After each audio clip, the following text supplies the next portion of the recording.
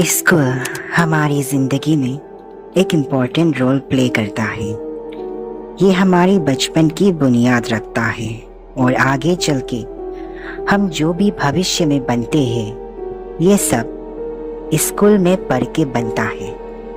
लेकिन क्या हो अगर उसी स्कूल में किसी की आत्मा भटक रहा हो जो आपके जान के पीछे पड़ जाए। आज की कहानी का नाम है हॉन्टेड स्कूल।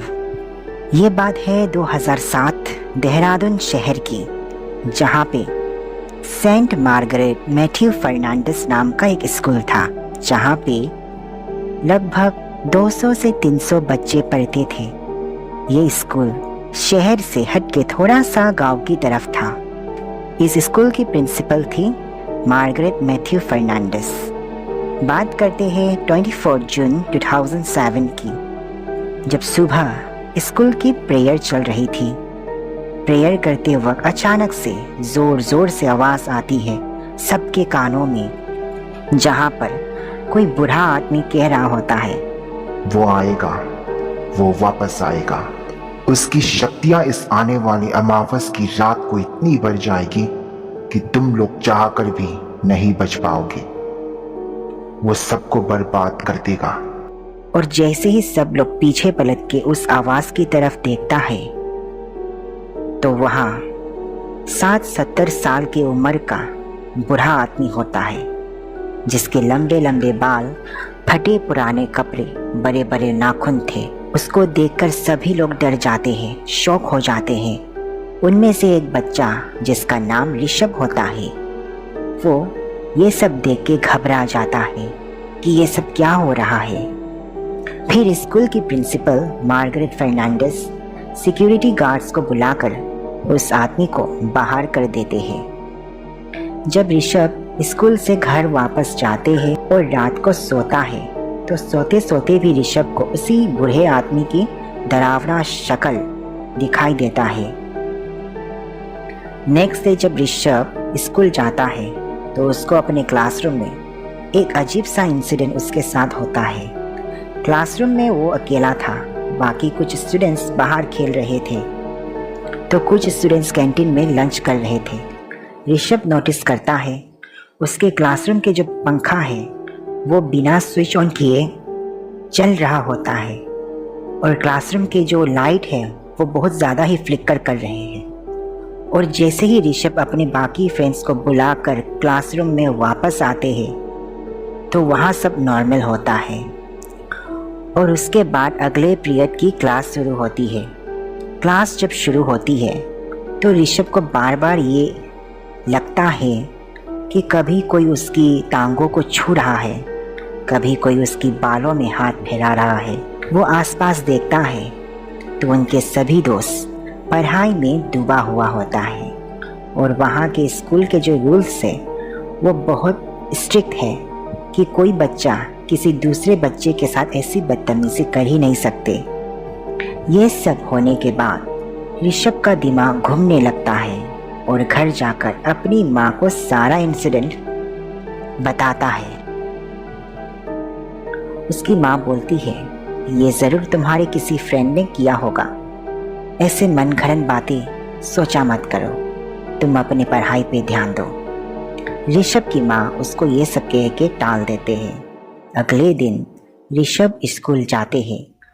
वहाँ पर ऋषभ जब कॉरिडोर से ऊपर की तरफ अपने रूम पे जा रहा होता है तो उसको एकदम दिखाई देता है उसका शूज का लेस अपने आप ही खुल गया है।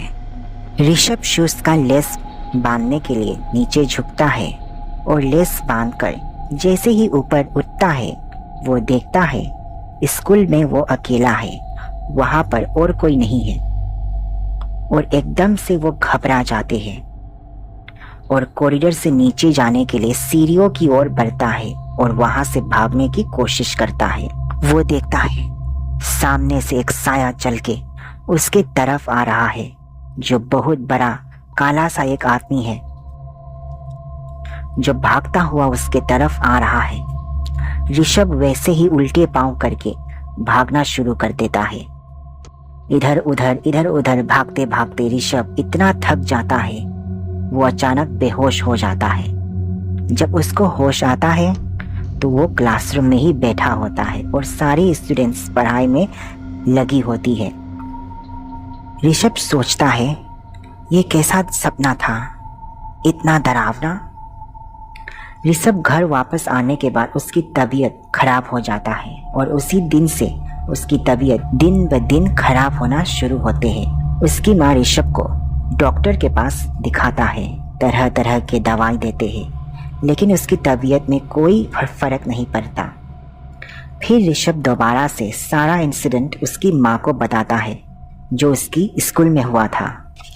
दूसरी तरफ बाकी कुछ स्टूडेंट्स भी सेम ऋषभ की तरह तबीयत खराब होना शुरू होते हैं। मार्गरेट चिंता पर जाते हैं, ये सब क्या हो रहा है। तभी स्कूल की नन ग्लोरिया आती है। मार्गरेट और ग्लोरिया सारे इंसिडेंट्स डिस्कस करते हैं। मार्गरेट ग्लोरिया से कहती है, कल रात भी हमारे एक सिक्योरिटी गार्ड ने किसी की परछाई चलते फिरते दिखा है और उसने कहा था क्लास 6 के रूम से उसको किसी की चिल्लाने की आवाज़ आई थी। ग्लोरिया मार्गरेट से कहती है, आज रात जब स्कूल बंद होने के बाद हम एक प्रक्रिया करते हैं। रात के 8 बज जाते हैं, स्कूल बंद हो जाते हैं और सारे स्टाफ मेंबर्स अपने घर वापस चले जाते हैं। मार्गरेट और ग्लोरिया क्लास 6 के रूम में आ जाते हैं, जहाँ पर आकर ग्लोरिया एक लेमन लेती है और उसको काटती है। वो उस लेमन को लेके क्लासरूम के चारों कोनों में घूमती है और उसके बाद वो लेमन को क्लासरूम के ठीक बीच में रख देती है।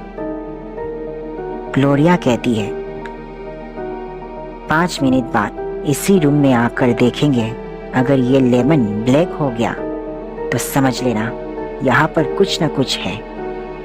दोनों बाहर आकर खड़ी हो जाती है। 5 मिनट के बाद ग्लोरिया नींबू को उठाने के लिए रूम के अंदर जाती है और जैसे ही वो झुकती है और वो अपना चेहरा ऊपर करती है तो उसके सामने एक काला सा साया दिखाई देता है और वो कहता है, मैं तुम सबको खत्म कर दूंगा। और पलक झपकते ही वो साया गायब हो जाता है। फिर ग्लोरिया नींबू लेके घबराई हुई बाहर आती है। ग्लोरिया के हाथ में जो नींबू उसने पकड़ा था वो पूरी तरह से काले रंग के हो चुके थे।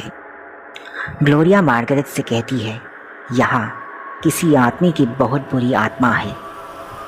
ये सुन के मार्गरेट घबरा जाती है और अंदर ही अंदर एक सोच में पड़ जाती है। आगे इस कहानी में क्या होगा ये जानने के लिए बने रहिए haunted school part 2 only on RS Fan Fiction. Don't forget to like this video and subscribe my channel and press the bell icon.